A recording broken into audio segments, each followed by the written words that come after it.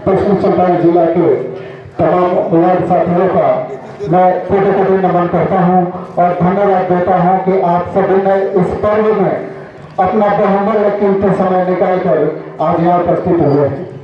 संख्या कम है लेकिन कोई बात नहीं है, एक अकेला काफी है, एक भारी सौ भारी। आप लोगों ने नारा सुना होगा।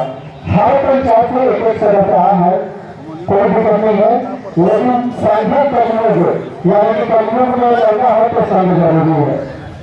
मैं बरुआ प्रखंड के प्रखंड अध्यक्ष श्री रघुनाथ जी, कुंदन जी, नौशाद जी, युगल अंसारी जी, शमसुद्दीन जी, आप सभी माता पुरुष वार्ड सदस्य का हार्दिक अभिनंदन करता हूँ। आज जो ये बैठक किया जा रहा है, जो धरना प्रदर्शन किया जा रहा है, कहीं ना कहीं हम लोग बहुत क्षुब्ध हैं, दुखी हैं। हमारे साथ छल किया जा रहा है। बीते 1 साल हो चुके हैं, चुनाव प्रक्रिया समाप्त हुए। पहला छल तो यह हुआ कि हम लोग का ट्रेनिंग 1 साल के बाद करवाया गया, क्योंकि अगर हम अधिकार जान लेते तो 1 साल पहले से ही लड़ाई लड़ते, लेकिन ट्रेनिंग 1 साल के बाद करवाया गया। वो भी ट्रेनिंग में आधी अधूरी जानकारी दी गई। कहीं ना कहीं जो प्रशिक्षण देने वाले आए थे वो भी डरे हुए थे कि पंचायत के प्रतिनिधि, पंचायत सचिव और प्रखंड पदाधिकारी के द्वारा उनको जो मूलतः अधिकार देना था वो अधिकार नहीं दिए। हम लोग आज सरकार के विरुद्ध नहीं, सरकार से आग्रह कर रहे हैं, ये निवेदन कर रहे हैं कि जो जिस महात्मा गांधी के जो स्वर्णिम सपना था ग्राम स्वराज, उसका विकास हो। नीतीश कुमार ने बहुत अच्छे से 2016 के बाद 2019 के बाद उन्होंने बहुत अच्छे से वार्ड सदस्यों के लिए काम दिए। जैसे आज नीतीश कुमार जी कहीं ना कहीं चलते हुए हैं और बिहार में, पूरे हिंदुस्तान में नीतीश कुमार जी का नाम है, तो वह नाम दिलवाने में हमारे पंचायत के वार्ड सदस्यों का टोटल योगदान रहा है। आज बिहार राज्य को देख के हर राज्य में नल जल योजना शुरू की गई है, लेकिन मुख्यमंत्री जी भूल गए हैं कि इस नल जल को सुचारू करने में इंडियन स्तर के वार्ड सदस्य ही योगदान दिए थे, जो आज आपका अभिमान सर से खड़ा है। मैं मुख्यमंत्री जी, प्रखंड विकास पदाधिकारी, जिला पदाधिकारी, इन सभी से आग्रह करूंगा कि जो अधिकार है यानी कि मान सम्मान चाहिए हमको प्रखंड में। अगर कोई वार्ड सदस्य आए प्रखंड में तो उनका मान सम्मान होना चाहिए, क्योंकि एक संविधान के तहत भी हमारी चुनाव हुई है, ना कि हमको कोई मनोनीत किया है। जनता चुन कर भेजी है। एक विधायक, एक सांसद को जैसे जनता चुनती है, ठीक उसी प्रकार से संविधान के नियमानुसार हम लोग को चुनाव जीत किया है। तो फिर सरकार और पदाधिकारी द्वारा देखा क्यों किया जा रहा है।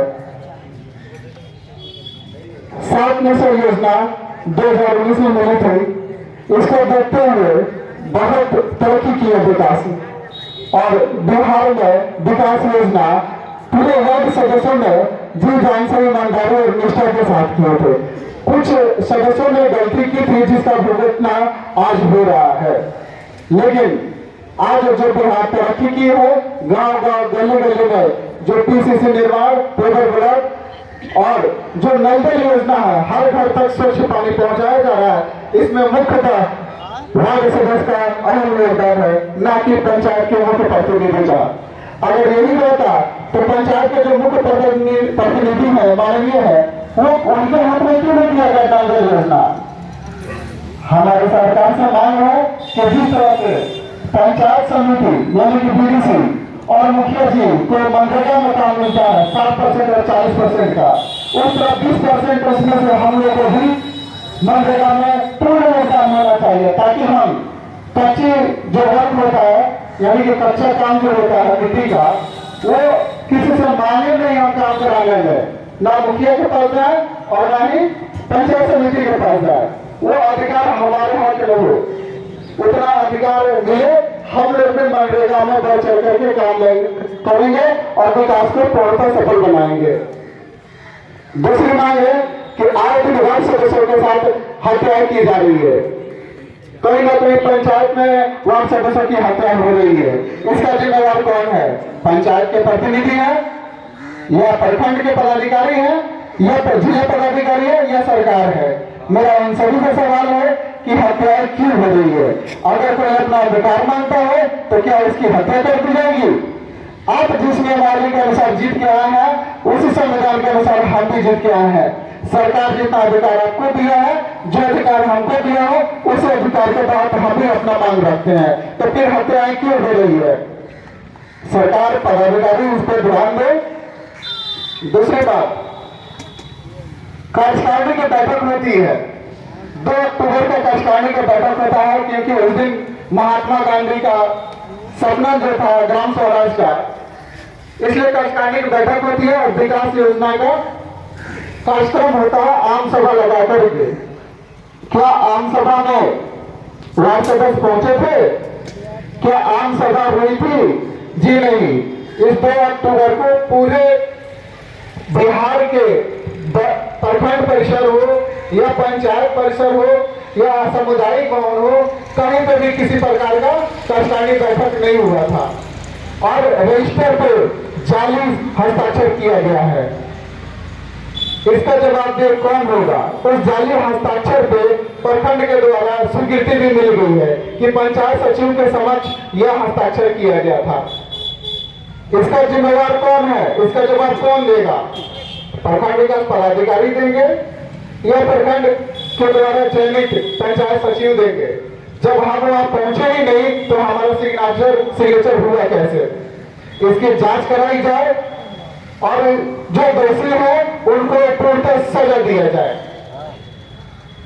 हमारी आवाज प्रखंड विकास पदाधिकारी तक जा रही होगी।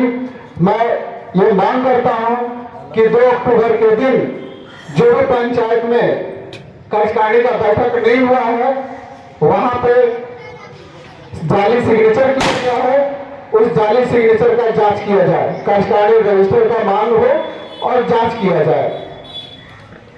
आगे मैं ये बताना चाहता हूं कि पंचायत में बैठक होती है,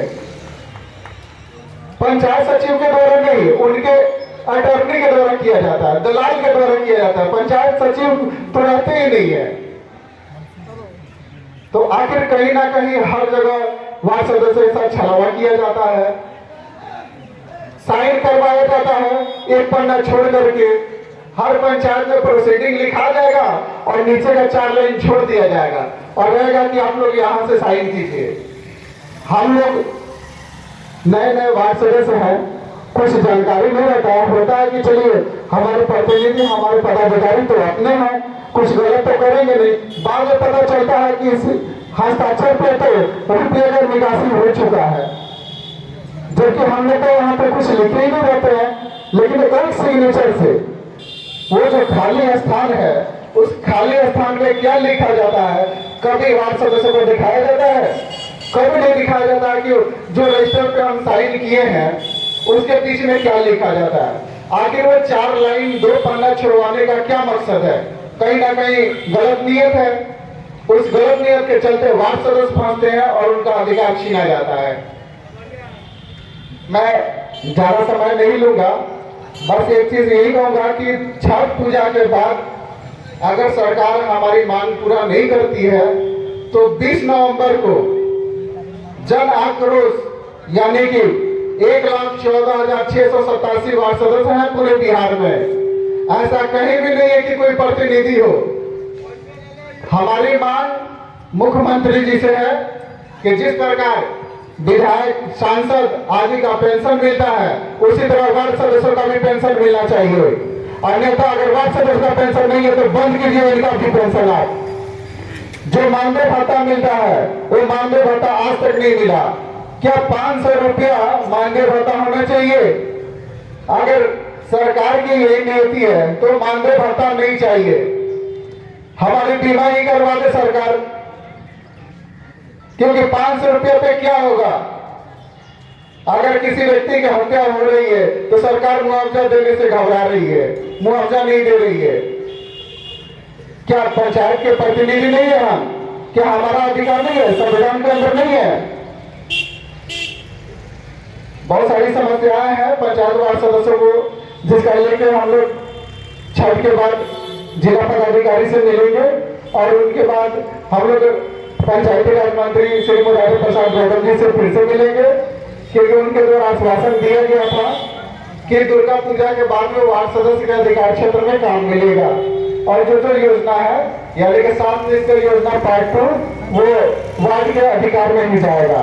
लेकिन अभी तक ऐसा कुछ नहीं हुआ है, तो हम लोग चाहते हैं कि एक बार मिलके मुरारी प्रसाद गौतम जी से कि उनका क्या स्वीकृति है, क्या आदेश है वार्ड सदस्य के अधिकार में।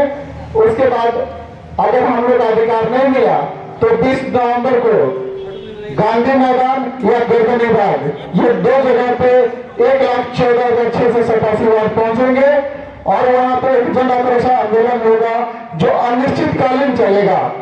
आप सभी ने देखा कि किसान संघ ने प्रधानमंत्री को झुका दिया है और प्रधानमंत्री जी को अपना नियम बदलना पड़ा, वापस लेना पड़ा। मैं मुख्यमंत्री जी को भी ये देना चाहता हूं आज सभी मीडिया प्रभारी के माध्यम से कि शिक्षक संघ ने आपकी औकात दिखा दी थी पिछले चुनाव में, बहुमत से 45 सीटें लाके खड़ा कर दी। आप भी ध्यान रखिएगा मंत्री जी, हम लोग 1,14,687 में अगर 50-50 वोट काटना शुरू कर दिए तो 0 हो जाएगा, खाता भी नहीं खुलेगा मंत्री जी का। इसी के साथ मैं अपने बारे में विराम देता हूं और सभी यहाँ पर उपस्थित तमाम सदस्य बढ़िया प्रखंड की जनता को धन्यवाद देता हूं।